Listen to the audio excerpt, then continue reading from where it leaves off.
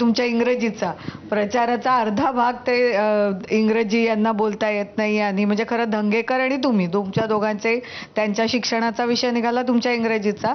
तर आता म्हणजे आता जायचंच आहे लगेचच येत्या कालावधीत आपल्याला दिल्लीला. तर म्हणजे इंग्रजीचा अभ्यास सुरू केला की काय? कसं असतं कुठलाच माणूस आहे ना का आईच्या पोटात शिकून येतो का?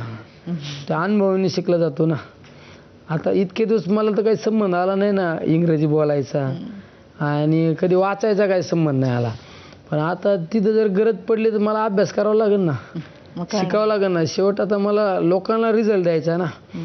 मी जर माझं अज्ञान पण काय मग झाकून ठेवलं नाही राव मला येतच नाही जमणारच नाही.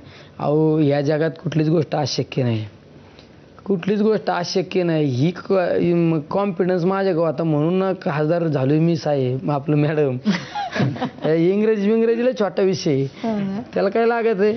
एखाद्या पहिलं भाषण सुद्धा इंग्रजीत करू शकतो का साहेब. निलेश लंकेंनी विजयानंतर एक विधान केलं, मोठं विधान म्हणायला हरकत नाही, की तुम्हाला विरोधकांच्या स्टेजवरून भरपूर मदत झाली. मग नक्की मदत ती कुठून होती, कोण होतं? राजकारणात आहे ना तुम्हाला हे ओळखता आलं पाहिजे कोण कोणावर नाराज.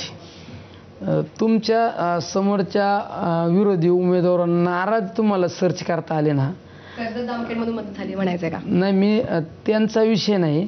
मला सगळ्याच लोकांनी मदत केली, कोणाकोणी नाव सांगू तुम्हाला. बरोबर आहे ना. तुमचे माझे तुम्ही माझ्या विरोधात निवडणूक लढविताना तुमच्यावर नाराज कोण आहे हे सर्च करून आहे ना बरोबर टिपायचे असतात आणि त्यांना आपल्या स्टेज